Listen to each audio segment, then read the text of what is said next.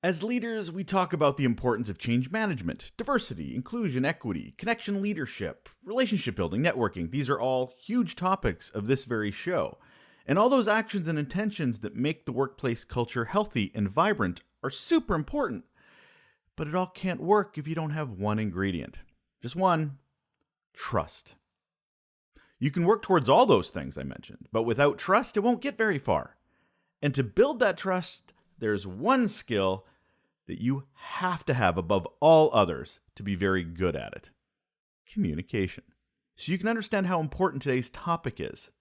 Let's learn the language of trust. Hold on.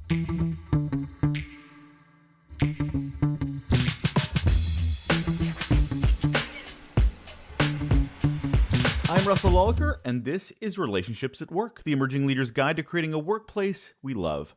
I'm a communications nerd, I'm a leadership nerd, and what I also am is a curiosity nerd. That means I have a lot of curiosity about how we can make the workplace a better place.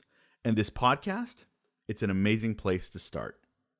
Another growing place that you can also check out is our newly launched Relationships at Work YouTube channel. We all learn in different ways. Some like audio, so they can listen in the car or going for a walk. Others are a little more visual, having to not only hear, but see what's going on. And now if you're one of those, or know an emerging leader who is, head on over to our channel and see me talk to some amazing workplace thought leaders that include Scott Stratton, Kevin Oakes, Dr. Khalifa Oliver, Gary Ridge, Patty Temple Rocks, and on so many topics like ageism, unlearning, learning moments, creating connection, resiliency, lots more, and a lot more to come, because new episodes drop every Friday. Like and subscribe, as the kids say. Speaking of saying, speaking, or even non-verbalizing, communication is so important to how an organization thrives. Vital. I don't know of any organization that can move forward if it doesn't figure out how communication should and could work. The challenge, however, that I often see is that people assume they're already good at it. Why? Because they've been talking since they were children. And they can write emails, and they know how to have a conversation. We can speak in a room, right? Yeah, sure, I can stand in front of a PowerPoint presentation. And yet, intention and understanding are as important, if not more so, than those simple actions that everybody just assumes makes you a good communicator. That, understanding intention, that's the path to building trust at work. Now, I'm a huge nerd around communications, and the biggest payoff I've ever felt, is when I've built that connection that allows for trust. And it absolutely comes from understanding who I'm talking to, how they want to be talked to, what resonates with them that may not resonate with other people. So I have to understand my audience. It's amazing when you have that connection. And it's also heartbreaking when you assume you do and you really don't. My guest today knows a thing or two about that language of trust, the words and tone we use, and what that can look like to build workplace relationships founded in trust. She's dug into the research and written a book about it on how, communication and language can help build meaningful relationships at work, as well as being a founder of a global translation and interpreting service. So communication, she's all about it. There's so many ways we can look at how we communicate and to whom in that ever important journey to getting trust. And Ingrid is going to help us down that path. Over to her. And on the show today, we have Ingrid Christensen, and here is why she is awesome. She is the president and founder of Inco International, providing translation I knew I was going to juggle this word because I never have to say it normally, interpreting services in more than 200 languages to companies across the world. She's also the author of the recently released book, The Language of Trust: Communicate to Build Meaningful Relationships in Business and Life. Sounds right up the alley of this show, which was actually not so secretly, recently one of the top spots for best-selling new releases in communication and management and business management. Congrats on that, by the way. Hello, Ingrid. Thank you so much, Russell. I am so excited to be here. Thank you for that very enthusiastic welcome. It has been a journey, and I cannot wait to dive into talking about all things communication and trust. and two of my favorite topics ever in the world. So super excited to get into every little bit of that. But first, of course, Ingrid, I got to ask you the question that I ask all of my guests, which is, what's your best or worst employee experience? So I'm not going to give you a very straightforward answer Oh, goody. because upon reflecting on my professional journey, a couple years ago, it became clear to me that I have never really had a boss. I started this organization right out of college. Of course, I had the babysitting jobs and the less than um, exciting job schlepping beer through the sports bar.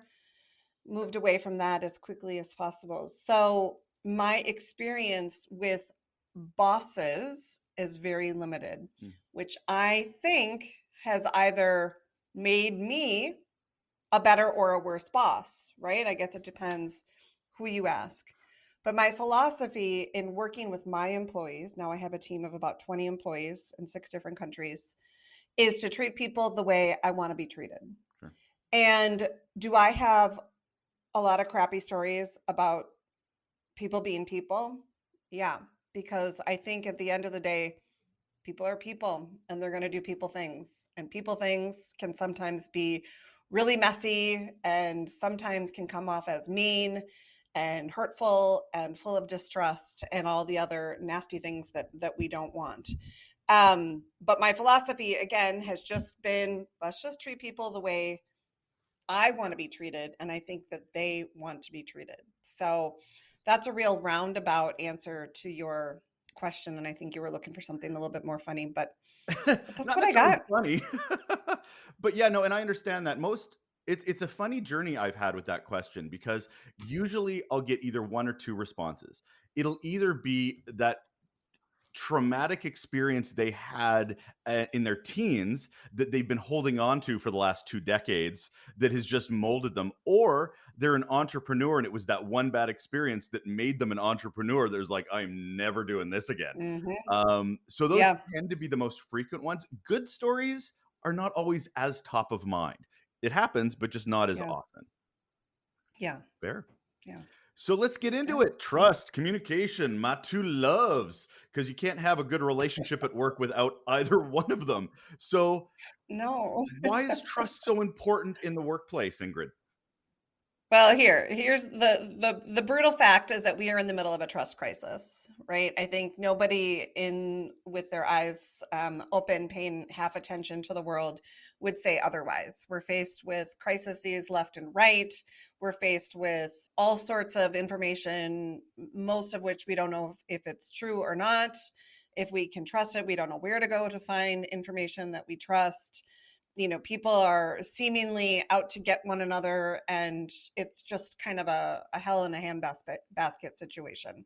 So, first and foremost, I think it's important to recognize that we're all feeling this real state of anxiety around all things trust, which is why it's even more important to recognize the importance of trust and not only recognize it, but build into your daily practice activities to nourish and cultivate trust amongst the people that you spend your life with, right? The people you live with, your friends, your family, and the people that we work with, because we have to be able to trust one another. Otherwise, organizations fail. We know that employees leave, productivity is low, nothing gets done. So I believe that more important now than ever, because we're in the midst of this crazy trust crisis, we have to really carve out time because it matters, because it really matters. Because at the end of the day, you need to trust the person that you're sitting across from the screen from or the table from, and you need to know that they have your back. So, title of the book is Language of Trust. What is your definition of the language of trust? So, thank you. Again, not a straightforward answer. I'm going to give you all the long answers here. It's gonna be a good conversation. It's Yeah. good. We get into it. I love that. So I sat down January of 2022 to write this book, kind of with an idea of what it was going to be. And a lot of authors say that the book kind of took a direction of its own when when they sat down to write. And I thought, well, that's kind of a bunch of BS. Like, you're the author, like, you should know the direction of the book. I don't really know how a book can take its own direction. And then it happened. I was in the middle of writing a chapter and it just took its own direction. I'm like, well, what the heck? This is not at all where I thought it was going to go. And here's why, is because I had this amazing opportunity to speak to about 100 different people just in casual conversation. And my first question to them was, what is your definition of trust? And every single person took a hot beat, kind of hemmed and hawed for a second, and gave me a long story that to them was their definition of trust. And it always came back to something personal. It wasn't, trust as an emotion, trust as a thing, trust as this, trust is surety, trust as confidence, trust as whatever. It was never a short answer. It was always this long, kind of convoluted description of what trust is to that individual person.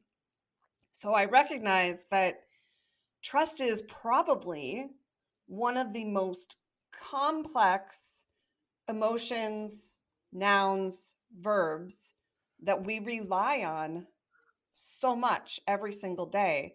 But it's something that we can't really put a pin in it and know exactly what it is.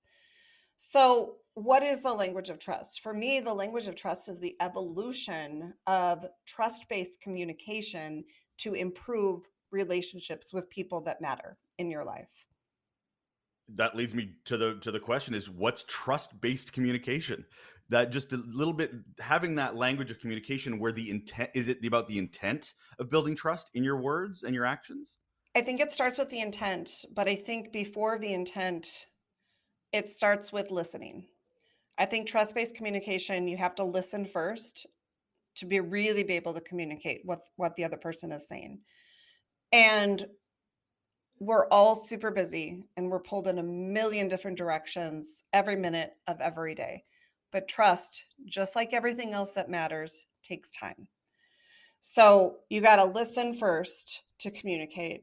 You have to communicate openly, early, and honestly, and you have to make sure that you're carving out that time for those quality conversations, right? You've got to really show somebody when you're talking to them that you care what they're saying and that you're listening, that you're absorbing what they're saying. So I think that it's not just one thing, it's a little bit of a formula. It's a little bit every single day to get to the point where you're able to have that trusting relationship. And I think that any of us, I'm sure you have stories, any of us can tell the story of how it took a long time for trust to build and a millisecond for trust to be destroyed. It is so firm and hard to get and so fragile and easy to break. How do you know you have it and how do you know you don't? Because if you're communicating and you can see it on somebody's face, or you can see it in what did they do after we finished talking, like it was just sort of that thing after the fact. So to do this, to communicate, we have to know if our results are successful or not. How can you help with that? Yeah, we do. I think that, really depending on the type of relationship with the person that you're working to build trust with, you'll see the metrics, right? You can measure your success in different ways. Um, I don't know a lot of people that, keep a scorecard or measure KPIs in their personal relationships. I'm sure that there are people. Um, I'm not one of them. But I think it's much more common in the workplace, right? In the workplace, we can measure KPIs and we can measure things like different success metrics that are showing that the company is healthy. So I think that there are lots of different team health and trust based questions and surveys that you can ask of your team to really establish the trust factor there. One thing that I will note is that there is research showing that the leadership level, when they gauge their level of trust versus what the employees gauge their level of trust, there's a gap of about 60%. right? So there's a 60% gap. The leaders are thinking everybody trusts me up here. And employees are like, well, this place sucks. Nobody trusts me. So that 60% gap is really what we need to focus on. How can we focus? How can we minimize that gap? How can we bring it a little bit closer? So it's not something that happens overnight, but I do think that you can start to see and you can start to measure in your metrics and your KPIs and your scorecard, whatever tool you're using to gauge success for your organization, whether or not you're closing that gap, right? Things like employee turnover, employee productivity, employee happiness, employee satisfaction, job satisfaction, all sorts of these, these big KPIs that all organizations need to focus on, right? Because we know how expensive it is for to in that employee turnover base, right? And I think the other thing that's interesting, Russell, is like I think there's a lot to be considered when you enter an organization and then when you start to move up. When you start to move up into different levels, different positions, maybe start moving into management or leadership, and how important it is for those individuals to really, really pay attention to their trust cultivation and nourishment activities. I hope you can help me with this because I've often had conversations with people that seem to immediately think trust is different in the workplace than it is at home. Like the things they do to build friendships, the things they do to build relationships with friends and family. And then the minute they walk in that door or they turn on that Zoom call, suddenly it's like, how do I build trust with people? I don't understand. It's like this new mythical different environment when we're still dealing with people. Am I wrong to think that? Because it's so weird that there's that light switch that seems to change. Yeah. There's not a disconnect between your personal life and your business life. Like you are one person. I don't know somebody that is two, I mean, there probably are people that are two different people, but that's a totally different subject. Not going to go there. But we wake up in the presumably in the same body that we go to work with, and we come home in the same body. We have one soul, one heart, one whatever. We're one. So to think that you are a split personality between your home life and your work life, I think is a false assumption, right? So I am on your side. I don't think that trust building on the personal level with our interpersonal relationships is any different from trust building in the workplace. I think what happens is that we get to work and some other part of our psyche fires up, right? Then we get competitive. Then we think, Sally over here is looking over my shoulder, wondering what I'm doing. Maybe she thinks I'm not doing a good job. So I don't know if I can trust Sally. I really got to just focus. And then there's Bobby over here that's trying to steal my work and trying to steal my ideas. I'm not going to talk to Bobby anymore, right? So then we start to build up these walls, and walls are perhaps the worst thing that goes against trust creation. It's our natural response, right? And that goes back to human evolution, back when we were living in the cave days, and we could only trust what we could see, right? I could trust who lived in my cave, but eventually we had to leave the cave because we had to trade, our bison bone for your dinosaur tooth. People fell in love, and that's where communication started, right? When we had to start interacting, and life happened, and all sorts of other stuff happened. So but in those early kind of formation that's still embedded in our DNA, I believe, we built up this ability, right or wrong, to protect ourselves in situations where we didn't feel trust or where we couldn't trust, right? When there's a bear coming at you, you're not going to trust that the bear is going to stop and, sit down and have dinner with you. You have to protect yourself and your family and, your surroundings. So that's where I believe it's kind of built into the human nature to build up these walls. But what I think we've taught ourselves, more than anything, human beings are so freaking smart. Like we can figure out anything, right? We can pretty much solve any problem. We are smart. We have resources. We can do it. And we are adaptable, and we can learn to adjust. So if we can learn to adjust and adapt to almost anything in life, we can learn and adapt, and we can recognize those walls that we're putting up and recognize how damaging they are to those workplace relationships and that overall formation of trust. I went off on a tangent there. No, I love that you basically said communication and relationship building is integral to the survival of the species. I I love that you went back to we went back to the Stone Age in that Sure one. So did. I can't disagree with that. It is relationships are formed through communication, and it's how we surround our community. It's how we build community. It's how we build everything around us. With that intention, less bones, less caveman talk. But so you're an emerging leader in an organization that is trying to build authentic, trusted relationships. Where do we start in our communication practice? We start with ourselves. My research pointed 1,000,000,000%. I don't know if that's a real number, but I'm going to call it 1,000,000,000%. No, that's a stat. That's science. Yeah, okay, That's a science. thousand Yeah, million yeah. percent. I like to say I'm a linguist. I'm not a mathematician, so I get to make up things like that. So 1,000,000,000%. If we don't trust ourselves, we will never ever be able to trust anyone else. And I'm going to go on the record and state that the majority of us do not trust ourselves 1,000,000,000%. We may trust ourselves sometimes. We may have a level of trust depending on the situation, but we don't trust ourselves all of the time. And when you don't trust yourself, it's really, really, really obvious. It's like you're shooting off flares that everybody can see.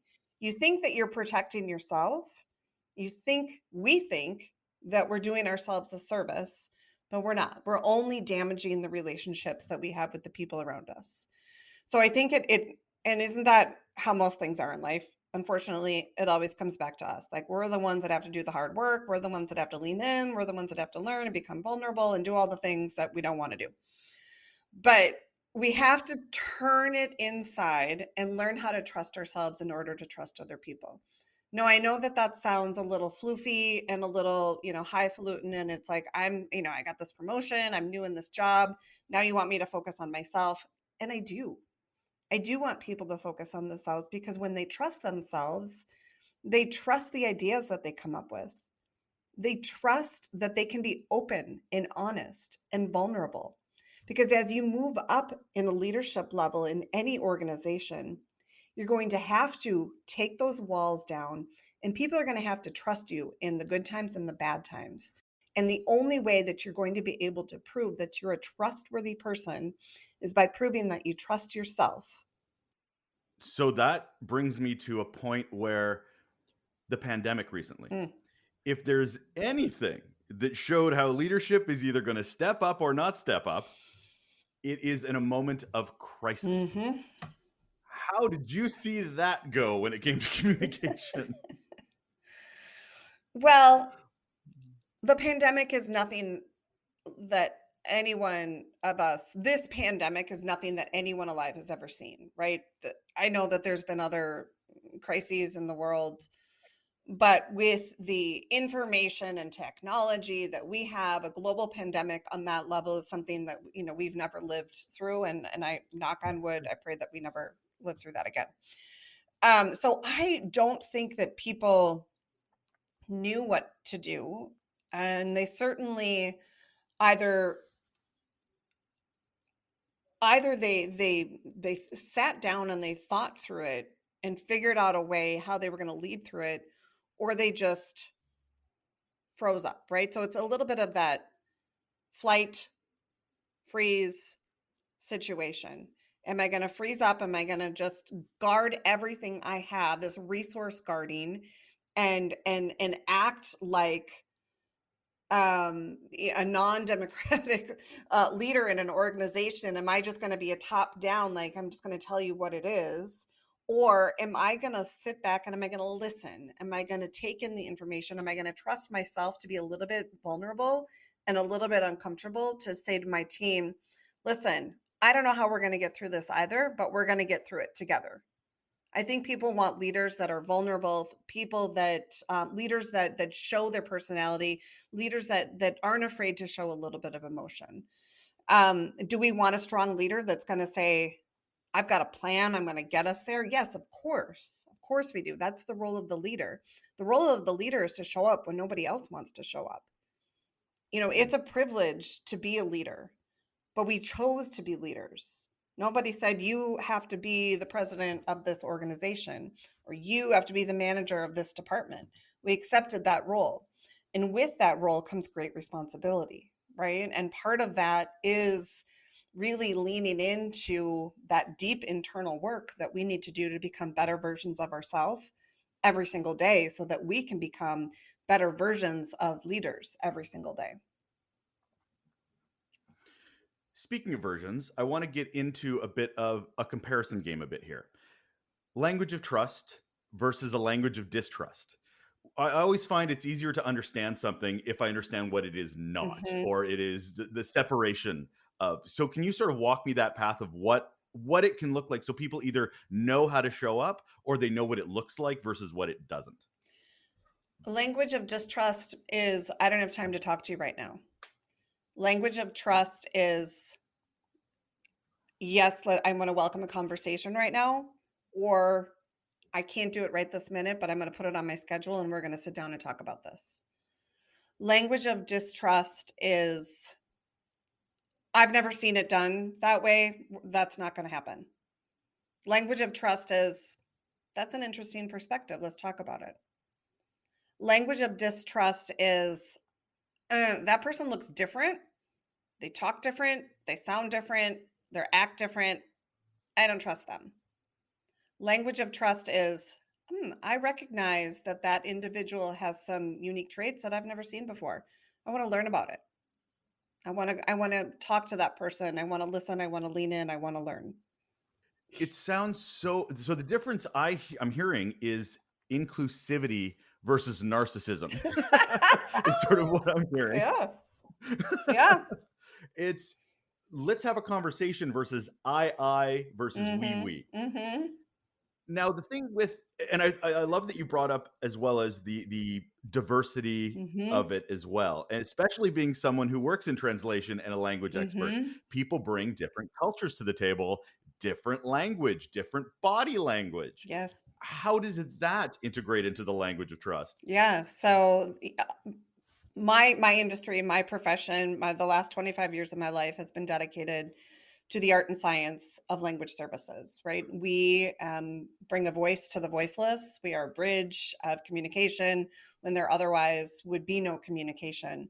And oftentimes we are, um, as a part of our job, as a part of our profession and a part of our art and our craft, we are building bridges of trust when that trust would never be able to be built between other people, right? So I'm facilitating the communication for Johnny and Frankie to have a trust-based relationship, even though they can't communicate directly. I'm in the middle because I'm the interpreter or I'm the translator, right? And so the role of that interpreter in that setting is crucial to understanding that it's not really, it has nothing to do with the interpreter. Like their position and their relationship in the mix doesn't even matter. It's to facilitate the communication between these two individuals so that they can communicate and they can have a trusting relationship. Now, translation and interpreting is tricky, but what I'll give you is that it's really no different than any other kind of communication.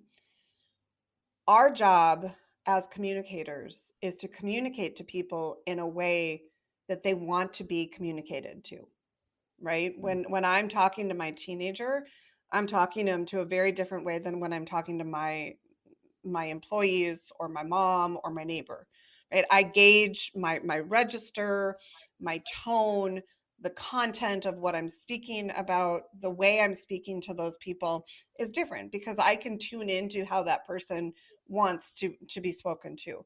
And it's very much the same in translation and interpretation. It's the respect to honor the language of the person that you are communicating with, to talk to them in a way that they can understand.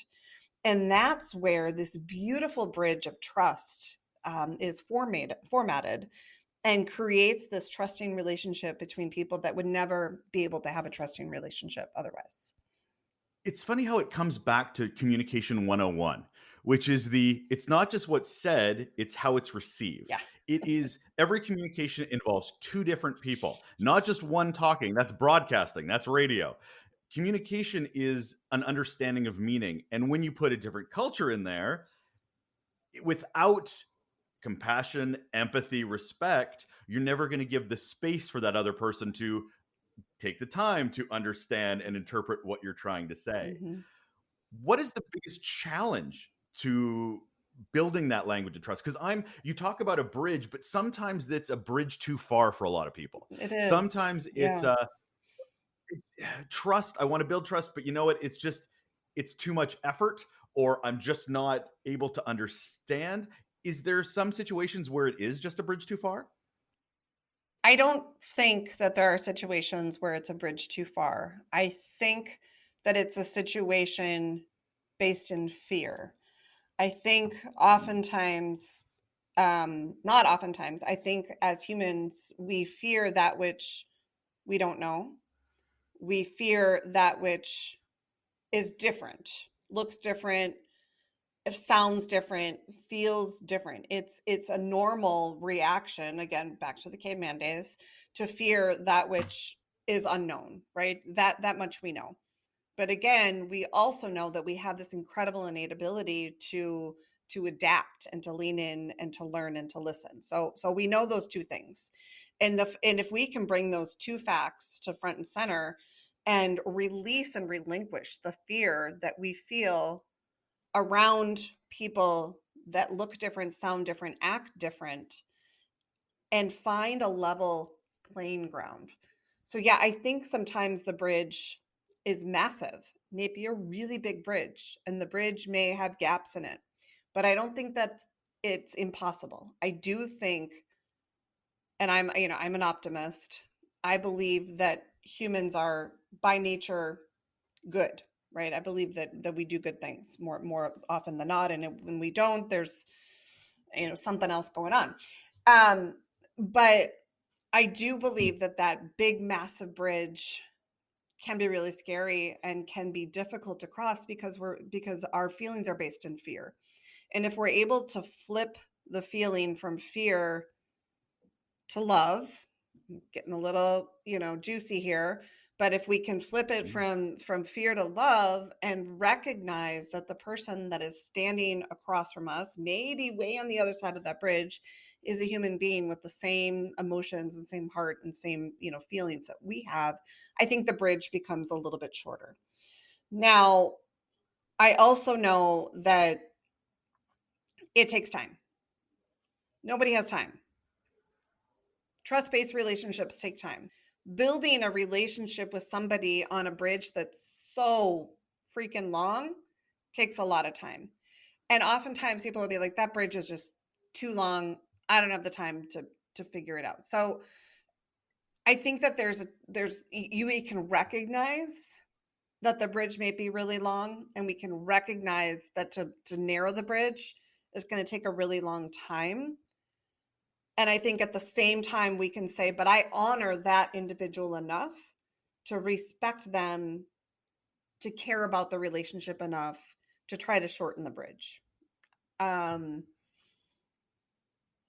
yeah, I have a lot of feelings about that one, though. I think that the divisiveness between different looking, sounding, acting people um, is dangerous. I think the bridge is getting dangerously further and further apart.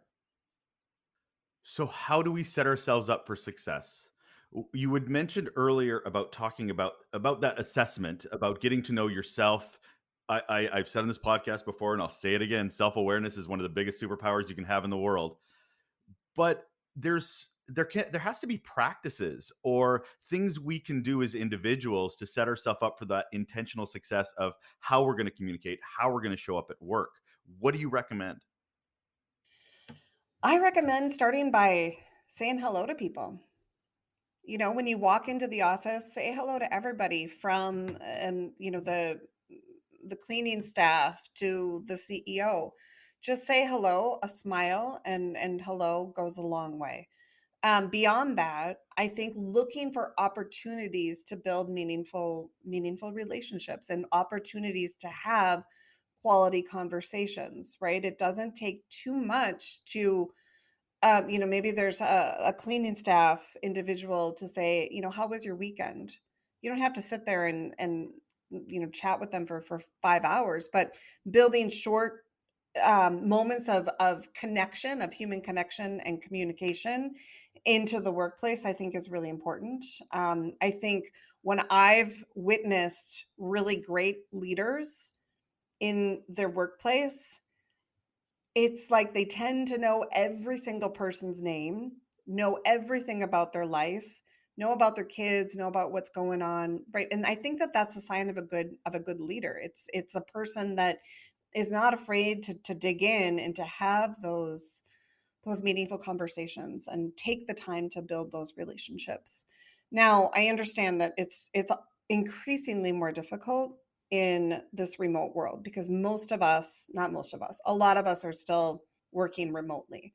And I do feel like the trust crisis we're in is going to take a lot longer to pull back from when we're stuck behind screens, right? Because we don't have the opportunities to have those casual conversations. But that aside, I do think that taking the time to communicate early and often, taking the time to be a little bit vulnerable, be a little bit open and honest with your feelings and your emotions, and show up for people when they need you, I think are three really powerful steps to establishing some of those initial bridges of trust. Let's talk about remote work because that is a reality that we Mhm. are not going to stop talking about anytime soon, as much as some organizations really would like Yeah. us to. What do we do if it's not meetings? How do we get that organic, spontaneous connection, that communication, Yeah. if it seems like we're just waiting for the next Zoom call in our Yeah. Outlook calendar? I know. I know. How is it? And, as a leader, I'm faced with this all the time. Like, how do I keep my organization in 6 different countries and multiple different time zones connected? What can we build into our day to make sure that people know who they're working with and they establish relationships? So that's something that we work really hard on, and we're purposeful in setting cross department opportunities, collaboration between different teams that otherwise would never work together. We are intentional about establishing, frequent team health, all team meetings. But that kind of thing can only go so far because it pulls people away from their day to day. So I'm always looking at what can I do to try to facilitate communication when I'm not around or when it's not forced, right? Because if I'm telling them they have to do it, they're likely going to do it. So what are the things that I can put into place to try to facilitate those relationships? And sometimes it's simple as me sending an article to 2 different people on 2 different departments and saying, I thought this article would be interesting to both of you. Maybe you want to read it and chat about it. But it can't always come from me, right? Because if I tell them to do something purportedly, hopefully they do it. But I'm trying to cross manage the department leads to be able to do the same thing, to really try to establish those relationships and try to bring in the personal as much as possible. We like to start every meeting with a personal business best. So your business best is, whatever your highlight is from your work, but a personal best too, which really highlights individuals' personal life, which they want to bring. People want to bring their work, their personal life into work. So I think it's an interesting question. I don't have the magic solution right now. But what I can tell you is that I'm deeply concerned and passionate about trying to find ways to make sure that the company culture is strong and thriving and that we have opportunities for every single person to feel connected at work. There is one thing that I do see as a big issue, and it is communication, and it's the nonverbal communication. And that, I think, is one of the biggest casualties of remote work that people are not talking enough about. It's that smirk. It's that just knowing look from a friend at a meeting that you can't do on a group call. Um, what are your feelings on the loss of nonverbal, especially in building trust? Yeah, that's something else that I've really been trying to grapple with. I think that I agree. I don't think remote work is going away. It's not going away from my organization. It works really well. It's not going to go away. Um, so we know that. So what tools do we have at our disposal to help facilitate? We've got this is it. You're looking at it. We have cameras. We have Zoom, we have Microsoft Teams, all that's it. But we're missing out on those casual conversations, on the nonverbal communication, and I do agree with you. I think it's a tragedy. I think it's a tragedy and a travesty. I don't know what new technology might be able to bring to the table. I don't. I'm not really a fan of working in a VR world with a headset on, and I, but maybe something like that in the future. We've tested out a couple different technologies. Nothing's really there yet. So I think I don't know. My answer to your question is I don't know.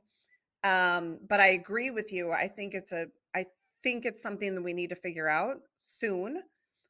And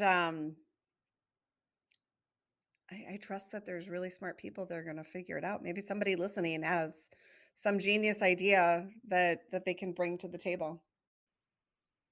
I agree with you. Like, I don't have an answer either. I just it's something we're all really trying to figure out right now. But I think you nailed it in the sense that leaders just have to keep the conversation open. They have to be curious about things that they don't know immediately. Maybe there is a technology solution. Maybe it's a human solution, but don't assume you know.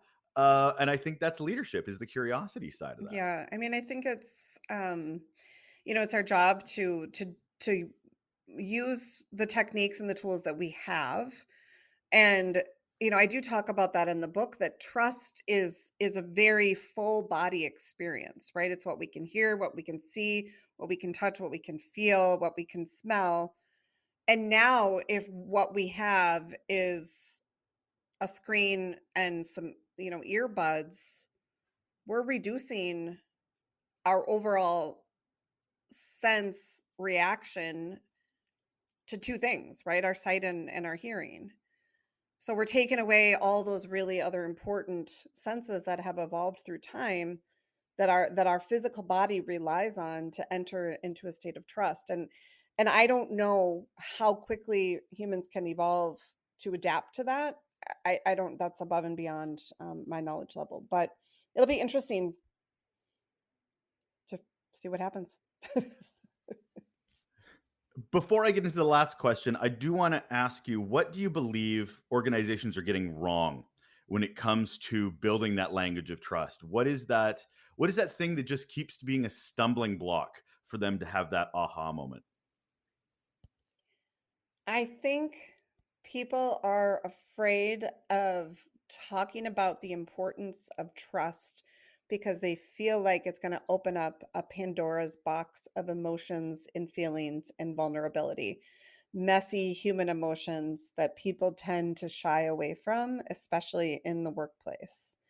And you mentioned before, we're one person. We're not two different people. We're not our home person and our work person. We are one person. And I think that we can all serve each other better if we remember that and we recognize that we're all one person and life is messy, people are messy, emotions are messy, and we can get through it. We have all the tools that we need to get through it. And so I would say don't be afraid to lean into those messy, unsure moments. Because the last thing we want to do is make it messier. Oh, I know, right? God forbid. So, Ingrid, what is one simple action people can do right now that you believe to improve their relationships at work? Shut up and listen. Sweet and straight to the point. Yeah. That is Ingrid Christensen. She is the president and founder of Inco International, and she's got a book you can buy right now called The Language of Trust: Communicate to Build Meaningful Relationships in Business and in Life. Thanks so much for being here, Ingrid. Thank you so much. It was a pleasure. And that is another episode of Relationships at Work, the Emerging Leader's Guide to Creating a Workplace We Love. I'm Russel Lolliker. My eternal thanks for hanging out and walking with me, driving with me, or however you're consuming this episode of the podcast. But I just have a request, one little request. Could you share the podcast with somebody? Just one person that you think may take away some information from this episode or one of the other 70 plus episodes we've already done. It helps the podcast move a little bit forward, get a little bit more recognized, and all it takes is just sharing it with one other person, whether it's in an email or just a recommendation verbally. It all is really, really appreciated. Thank you so much for listening. Thank you so much for being a fan of the show, and I look forward to talking to you again. Take care.